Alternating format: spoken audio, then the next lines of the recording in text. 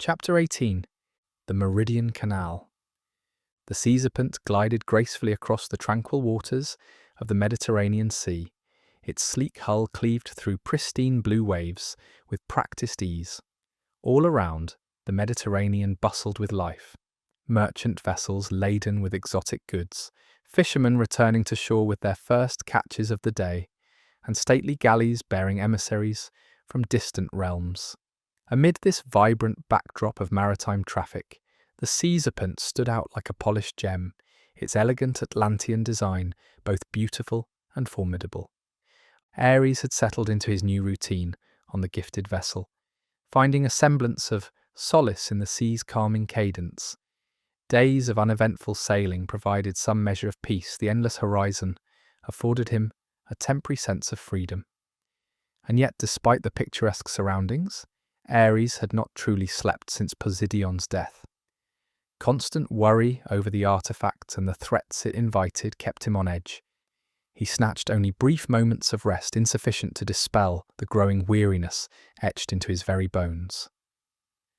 The sea serpent itself was a marvel of Atlantean engineering, fusing tradition with innovation in its three-tiered wooden frame.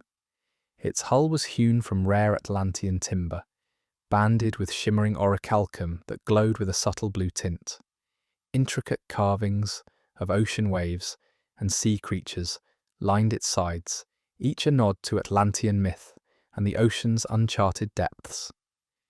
Propelled by natural energies, wind, solar, and water, the ship was a testament to Atlantean prowess.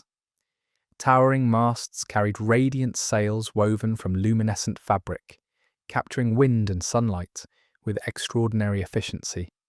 A row of hydrokinetic fins along the hull harnessed the ocean's currents, augmenting its speed. At the stern, solar sails fanned out like a graceful seabird, converting sunlight into kinetic power with an otherworldly glimmer. A hand-picked crew of 20 managed the ship's sailing and defence, each clad in deep red uniforms trimmed in silver. They were trained in multiple disciplines, moving across the decks with coordinated ease. Leading them was Captain Theron, a seasoned navigator whose weathered tattoos told a story of countless voyages. His sharp gaze and calm authority earned the crew's unwavering respect. Helmsman Nereus possessed an uncanny gift for reading sea and sky, while First Mate Nora orchestrated daily tasks with a swift mind and dry wit.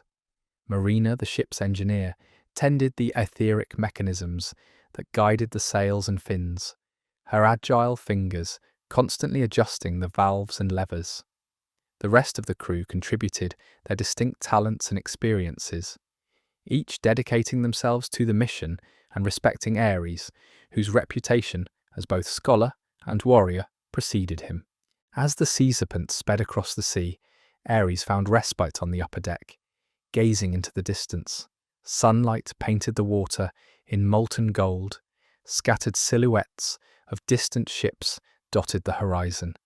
Yet despite the idyllic setting and gentle breeze, his thoughts remained burdened. The artifact was safely stowed in his quarters, but the memory of the assassin's searing eyes and her deadly skill haunted him still. "Lovely morning, isn't it?" Captain Theron's voice cut through his reverie. Ares turned to see the captain join him at the railing, the lines of age softened by a friendly smile. "It is," Ares agreed, studying the calm waves. "The sea is unusually still," Theron nodded. "She's favoured us so far. We can only hope our luck continues." Ares watched the crew executing their tasks with practiced efficiency. "Your people are exceptional, Captain. They're well prepared for whatever we may encounter." A faint chuckle rose from Theron's throat. Each was chosen for this particular voyage. They understand its significance, even if they don't know every detail. The two stood quietly for a moment, content in companionable silence. "You haven't had much rest, I take it," the captain observed gently. Ares gave a rueful nod. "Is it that noticeable?" "Only to one who knows the signs," Theron said. "The ocean can be a great healer, if you let it." "I hope so," Ares murmured, watching the endless horizon. "Too much rests on this." The captain laid a reassuring hand on the railing. "We'll soon reach the Meridian Canal. After that, the Indian Ocean, and finally, the southern lands. Until then, let the sea soothe you. Atheros trusted me to see this through, and I trust my crew implicitly." "Thank you," Ares replied earnestly. "I'll try." When Theron returned to his duties, Ares stayed behind, letting the sun's warmth and the steady sound of the waves help clear his mind. For a moment he almost believed he could find peace here, an interlude before the next trial emerged from the wide unknown. In the upper deck's private cabin, a gentle sea salt aroma filled the air. Ares eased himself onto the edge of an untouched bed. Exhaustion pressed down on him, both physically and mentally. Though he strained to remain alert, the artifact's burden and the ever-present memory of the assassin were constant companions, rendering true rest elusive. His gaze drifted upward to the cabin's intricately carved ceiling, depicting swirling currents and mythic sea creatures. The artwork's graceful detailing offered a surprising lull, his weariness momentarily soothed by the quiet artistry. Outside, waves continued their rhythmic patter on the hull, a lullaby of endless repetition. Slowly, Ares' eyelids grew heavy. Despite his resolve, he sank into a shallow doze. An abrupt clash of grinding metal tore him from sleep. His heart hammered. He leapt up, his mind flashing to the artifact. Was it safe? A single glance at the bedside table confirmed it was still there, unperturbed. Relief coursed through him, chased by self-reproach for letting his guard slip. The noise persisted outside, a metallic chorus of gears and pulleys. Ares peered through the nearby window. Imposing stone walls lined either side of the vessel, carved with ancient symbols and reliefs of gods long past. Great iron gates closed behind them, sealing the ship within a colossal lock. He recognized the site at once, the Meridian Canal. Though he'd traversed it countless times, the engineering wonder never failed to amaze him. A network of locks and channels, supported by etheric mechanisms, spanned the region, an essential artery of trade-bridging seas and cultures alike. Ares felt heartened by its security, realizing that any adversary would find it difficult to launch an attack here. Still chastising himself for accidentally dozing off, Ares dressed quickly, securing the artifact within a discreet satchel that never left his side. Stepping out into the brisk air, he saw the crew hard at work, their spirits buoyed by entering this grand canal. High walls rose around them, etched with fading glyphs that told stories of distant ages, while sunlight filtered down to illuminate the ship's deck. Though his body still felt the drag of sleepless nights, Ares felt a renewed sense of purpose. The Meridian Canal was a gateway, a safe passage on the way to the southern lands, where he hoped to unearth the artifact's true origins, and with it, a means to prevent the cataclysm he feared might follow. Captain Theron approached. His gaze reflected the same awe and respect for the canal's grandeur. "Quite a sight, isn't it?" he remarked. Ares nodded. "It never fails to amaze me, the synergy of engineering and artistry." Theron agreed with a quiet smile. "We'll be in the canal for some time yet. It's a good chance to rest." "If only rest would come," Ares replied wryly. As the sea serpent glided into the mouth of the Meridian Canal, the crew sprang into practiced formation. Sails were trimmed, ropes secured, and the hull carefully guided into a designated channel. Flanking the canal on either side, towering walls carved with ancient glyphs stood as silent sentinels, reminders of a once mighty civilization lost to the ages. Beyond those walls lay bustling port towns and vibrant marketplaces. Vendors called out their wares, exotic spices mingled with the brine of the sea.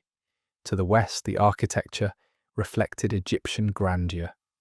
Colossal stone temples were painted in vivid hues, dedicated to gods and pharaohs. On the eastern shore, Sumerian influence reigned. Towering ziggurats of sun-baked brick and ornate mosaics captured everyday life. The canal connected these disparate kingdoms. It was a living tapestry of commerce and culture, where languages overlapped and traditions interwove. Standing at the bow, Ares watched the myriad ships sailing southward, some agile and swift, others laden with cargo, their sails taut beneath a bright azure sky. Captain Theron joined him at the railing, gesturing to the contrasting landscapes. "It's fascinating," Theron observed. "From one bank to the other, it's as though you're looking at two distinct worlds." Ares nodded. Yet the canal acts as both boundary and bridge, cultures converging while still holding their differences. Harbours thrummed with energy, fishermen hauling in nets, children racing along the docks, priests performing rites to honour their pantheons. Conversations in Sumerian dialects blended with Egyptian chants, echoing the canal's role as a crucible of civilizations. "Look there," Theron pointed, indicating a group of Sumerian scribes pressing wedge-shaped marks into clay tablets. "And to the west," Ares noted, watching Egyptian scribes carefully trace hieroglyphs onto scrolls of papyrus. Different methods, same pursuit, preserving knowledge. As the sea serpent proceeded deeper into the canal, the crew remained on high alert. Though well charted, these waterways posed risks: shoals, shifting sands, and the constant flux of ships. Helmsman Nereus steered expertly. Their eyes scanned for hazards. The sun began its descent. Lanterns along the piers shimmered to life in the twilight, offering a twinkling reflection upon the rippling surface. Music drifted across the water, lyres, flutes, and drums weaving an ambient evening melody. "Captain, the lock's just ahead," First Mate Nora called from midship. Theron nodded. "Good."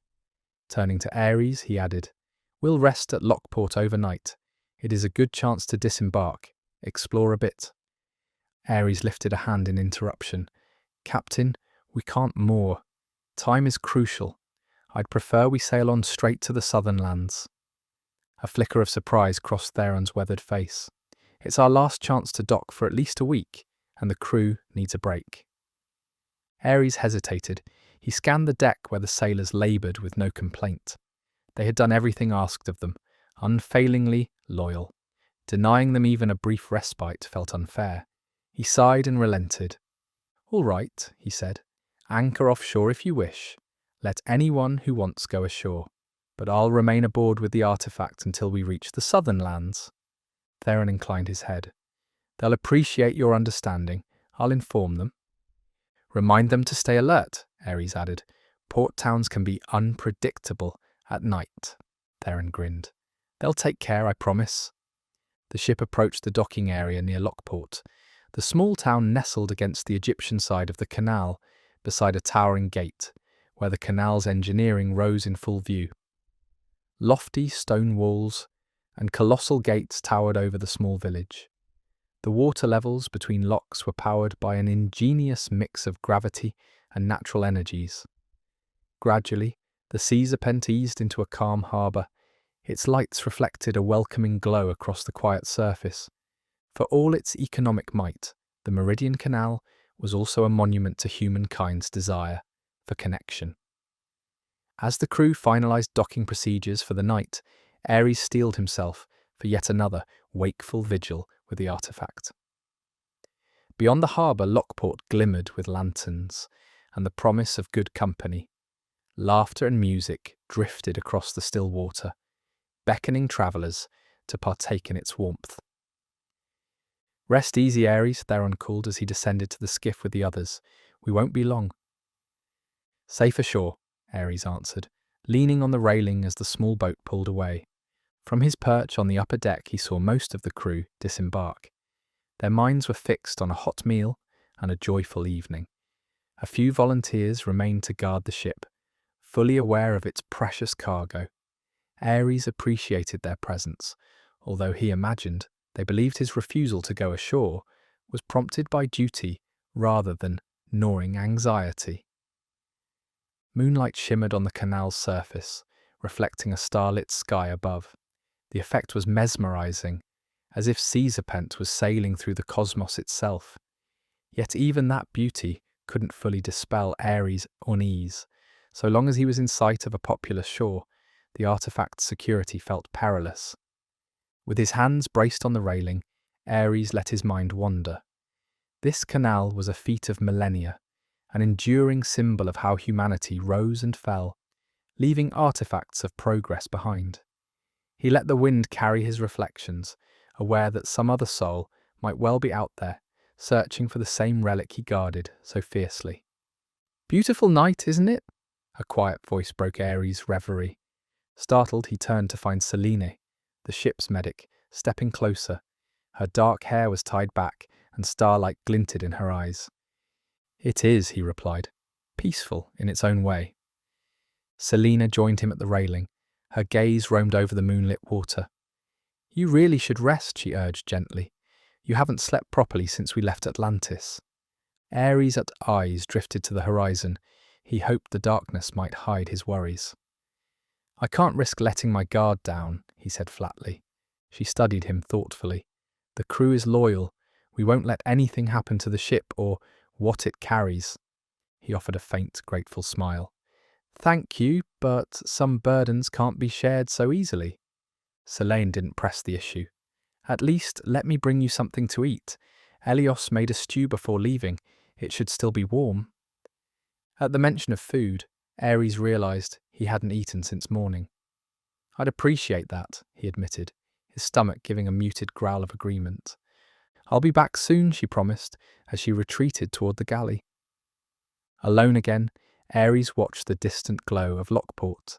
Shadows flitted along the wharf, unsuspecting townsfolk winding down their evening, unaware of his silent vigil on the anchored sea serpent. He wondered whether one of those shadows might conceal the assassin, or some other agent pursuing the artifact. A hush enveloped the ship, broken only by the gentle creaking of timbers and the quiet slosh of water against the hull. Before long, Selene returned, offering him a steaming bowl of stew and a hunk of freshly baked bread. "Eat," she urged with a small smile. "It may not chase away all your worries, but a full stomach helps." Ares took the bowl gratefully. "Thank you," he repeated, breathing in the comforting aroma. As he ate, the savoury flavours offered a sliver of reassurance, allowing him a fleeting sense of normalcy. Perhaps he was being overcautious, he thought. Perhaps the threat wasn't as pressing as he feared. But even as the crew trickled back from shore, with their voices and laughter floating across the water, Ares refused to let his vigilance waver. He knew too well how swiftly complacency could turn deadly. By the time the moon dipped low and stars glittered in the pre-dawn sky, Ares remained on duty, perched on the deck to safeguard the ship. When the final sailors had returned and quiet settled in, he retired to his quarters, resolute in his decision to guard the artifact through the remaining hours of night. Exhaustion tugged at him, pulling him toward an uneasy slumber. Despite his iron resolve, his body eventually surrendered.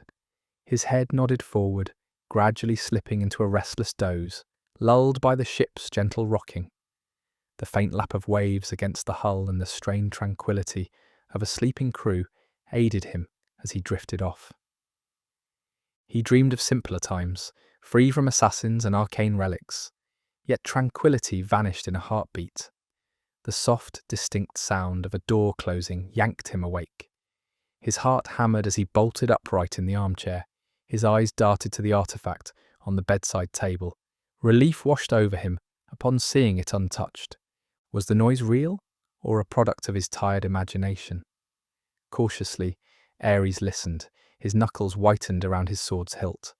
All he heard was the ship's normal creaks, the rhythmic tap of water against the hull. Reassuring himself it could be a returning crew member or a stray draft, he nonetheless decided to investigate. He rose and sharply edged toward the door, firmly grasping his sword as he paced forward. The corridor lay in dim lantern glow, flickering shadows danced along the walls. He caught the distant murmur of voices below, probably the last of the crew sharing a final meal after shore leave. He almost turned back, feeling foolish. Then a figure's shadow slipped around the far corner, vanishing in a blink. That area led to the cargo hold, where none should be loitering at this hour. Ares raised his blade and advanced, every nerve on alert. The hall seemed ominously silent, each step echoed on polished boards. Around the bend, he found the cargo hold door, cracked open. Faint darkness spilt from inside. He nudged it with his sword tip. The roomy interior was lined with crates, barrels, and supplies. Nothing stirred at first glance. "Who's there?" he called quietly, his voice steady but commanding. Silence. Tuning his ears, he caught a faint rustle, fabric brushing wood. "Show yourself," he demanded, stepping between rows of stacked cargo. A shape emerged from behind a towering crate. Elios, the ship's cook. Ares froze, sword still raised. "Master Ares!" Elios exclaimed, raising his hands in alarm. "It's just me!" Slowly Ares lowered the blade, but kept it unsheathed. "Elios, what are you doing down here?" The young man's brow glistened with sweat. I thought I heard something, like a rat. I was going to catch it, so it wouldn't spoil our stores." "At this hour?" Ares pressed. Suspicion gnawed at him. Paranoia had truly taken hold. Elios bobbed his head in a quick nod. "Couldn't sleep. Figured I'd check it out." Something felt off. "Did you see anyone else?" "No," Elios insisted. "Just shadows playing tricks on me." Ares eyed him a moment longer. "Fine. Return to your quarters, I'll handle it." Relief flashed on the cook's face. "Yes, sir," he whispered, slipping past Ares to the corridor. For a long moment, Ares stood there, unsettled. Then he continued searching. All seemed in order, crates locked, supplies intact. At the cargo hold's rear, he spotted a small vent grate pried loose. The screws were freshly tampered with, scuff marks indicating movement, in or out. His pulse spiked. If an intruder had boarded, they could be anywhere. Shutting the hold door behind him, Ares hurried onto the main deck, where he found Captain Theron and First Mate Nora discussing the next day's tasks. "Captain," Ares called. Urgency sharpened his tone. Theron frowned. "Ares, something wrong?" "We might have a stowaway," Ares said bluntly. The cargo hold's vent was forced open, and Elios was skulking about, acting suspicious. Nora's eyes widened. "Elios? He's been part of our crew for over a year." Ares shrugged. "No matter, someone's tampered with the vent. We need to search the ship." Theron's face hardened. "Nora, gather the crew, but discreetly. We don't want panic." As the call went out, Ares hastened back to his quarters to ensure the artifact was still safe. Once inside, he braced the door shut with a chair and double-checked the relic's concealment. Sleep was out of the question now. He would stand watch until dawn, sword at his side. Darkness weighed heavily on his eyelids. However, he forced himself to stay alert. He pressed his back against the wall in the flickering lamplight. The minutes ticked by, each a small eternity. Unnoticed by Ares, a shadow inched from beneath the bed, a figure entirely cloaked in black. It moved swiftly, with a predatory grace. Rising behind him, the assassin's eyes glowed with steely intent. Only the faint scrape of steel, leaving a scabbard, alerted Ares to danger. Instinct jolted him upright. He span to deflect a blade, aimed at his head. Their swords rang out in the cramped space. "You!" Ares snarled, recognizing the assassin's silhouette. The memory of their last encounter, burning ships, lethal swordplay, flashed through his mind. "Help!" he roared, praying someone on the other side of the barricaded door would hear him. The assassin's eyes sparked with fury. "You killed my brother!" she snarled, her voice dripping with venom. She darted forward again. Her blade flashed in the dim lantern light as she pressed the attack with unrelenting speed. "Who are you?" Ares demanded, as he retreated in the cramped space with each of her lethal strikes. She answered only with the clang of steel and a murderous glare. Beyond the barricaded door, muffled shouts and pounding fists rose in alarm. "Ares, are you all right?" Captain Theron's urgent voice echoed from the corridor. The wood groaned under the crew's attempts to break it down. "Hold on!" Ares yelled back, his every sense focused on the assassin. He heard the door rattling behind him, but he had no time to spare. The woman suddenly fainted high, then swept low. Ares narrowly evaded the slash. Her blade slit a swath through his tunic. He countered and landed a swift riposte that forced her to sidestep toward the shattered window. They circled in a dangerous dance, each limited by the tiny cabin's obstacles. The assassin kicked a chair at Ares, forcing him to parry it aside with his sword, a momentary distraction that allowed her to close the distance. Their blades locked, and their faces were mere inches apart. "You should have died in Atlantis," she hissed. Ares gritted his teeth and met her glare. "You're mistaken. I didn't kill your brother, the Atlantean guards did." "It's all the same," she spat as she spun away and lashed out with a backhanded slash. Ares ducked, the sword whooshed through the air only inches above him. A surge of resolve filled him. "If we keep fighting like this, neither of us will walk away," he warned. Her eyes glinted. "Only one of us needs to." In a swift motion, she hurled a small vial to the floor. It shattered and released a cloud of acrid smoke that stung Ares' eyes. He coughed as he staggered back, trying to wave the fumes away. Over the din of his own heartbeat, he heard the window's wooden frame splinter. When he finally cleared his vision, he saw her seizing the artifact from its hiding place. "No!" he roared as he lunged desperately. She only offered a triumphant smirk. "The tide turns in my favour," she said. Then she leapt through the splintered window into the black water below. Without hesitating, Ares sheathed his sword and dove after her. The chill of the harbour enveloped him. Moonlight and early dawn rays filtered through the murky depths in pale beams. Above deck, the sounds of commotion escalated as the crew finally burst into the cabin, only to find it in ruin and both Ares and the assassin gone. Under the surface, Ares spotted the assassin's silhouette swimming away. The artifact was clutched against her chest. Kicking hard, he closed the gap. She noticed him. Her eyes widened beneath the water as he grabbed her cloak. She thrashed violently, dragging them both deeper. Bubbles trailed from their mouths as oxygen slipped away. Ares felt his lungs burn. The assassin slashed at him with a dagger, slicing a painful gash into his arm. He fought past the sting and seized her wrist, forcing the weapon free. The dagger plummeted into the dark below. They grappled. Each second under the water threatened to claim them both. Summoning his fading strength, Ares wrestled the artifact from her grasp and clutched it to his chest. Desperation gleamed in her eyes as she clawed at his face. Her movements slowed with each passing heartbeat. A war of conscience waged within Ares, but exhaustion and survival instincts held sway. With no other choice, he forced her farther below, holding her in the water. Her struggles weakened. Air bubbles escaped her mouth as her energy ebbed. Finally, she went still. Emerging at the surface, Ares gasped. The artifact was clutched beneath his tunic. The assassin's limp form bobbed beside him. "He's over there," someone cried from the ship, and a line splashed into the water. "Here," he managed, pulling her along. He felt a pang of remorse at her final, anguished words. Moments later, crew members hauled them both aboard. Ares collapsed onto the deck, coughing up brackish canal water. Selena knelt beside him at once, checking for injuries. A circle of concerned faces stared down. "Are you hurt?" Selena asked with a worried inflection. Ares winced, cradling his gashed arm. "I'll manage. Ensure the ship's secured." Captain Theron shouldered through the gathering. "What happened?" Ares rose on unsteady feet. Water streamed from his soaked tunic. The assassin from Atlantis. She must have been hiding on board. He glanced past the shocked crew to where the woman lay, lifeless and drenched. Silence fell.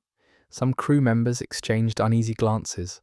Others stared at her with pity or grim understanding. "Did she?" Theron began, eyeing the artifact pressed to Ares outside. "She tried, but it's safe." The exhaustion in Ares' voice was palpable. "She was certain I killed her brother. She wouldn't listen, claimed we were all the same." A hush deepened as someone pulled aside her dripping sleeve, revealing the serpent and staff tattoo, the Brotherhood of the Serpent's Mark. Gasps rippled through the crew. "Your order?" Theron asked quietly as he turned to Ares. The sight of an identical symbol on Ares' forearm was fresh in everyone's memory. Ares closed his eyes for a moment. He felt the weight of betrayal. She was, yes, though I've never met her before. I don't know why the Brotherhood has turned on me, or on the artifact. He stared down at the woman. Water was still pooling around her. We need to brace ourselves. This might not be the end. Murmurs of shock and fear spread among the sailors. Some cast furtive glances at Ares. He was unsure how to reconcile the idea that allies from his own Brotherhood could be enemies. Captain Theron placed a hand on Ares' uninjured shoulder. We'll do whatever we must to keep the ship and artifacts secure. Once we're through the canal and out to open sea, it'll be harder for any stragglers to catch us. Ares exhaled slowly. Thank you, Captain. His voice was dull, overshadowed by the weariness of the night's events and the moral toll of what he'd done. Nora and a few others carried the assassin's body away, leaving watery footprints behind. Waves slapped softly against the sea serpent's hull, casting a gentle lullaby to the tension on deck. The scattered starlight above seemed strangely distant as Ares wrapped his coat around himself. The artifact felt heavier than ever, pressed against his side. The assassin's final breath, and that brand on her arm, haunted him with questions. Who else in the Brotherhood sought to kill him? How large a conspiracy lurked in the shadows? Steeling himself, Ares turned to face the remaining crew. We post extra watch from now on. No one enters or leaves unaccounted for. Heads bowed in agreement. The night's ordeal had struck them all. This was the reality of carrying a treasure some would kill to possess. As dawn's first light crept over the canal's towering walls, Ares stood at the ship's railing. Exhaustion, laced with grim determination, kept him going. Far from the gentle rhythm of night, the day would bring new challenges and new dangers. For the moment, the artifact and the fragile hope it represented remained in his keeping.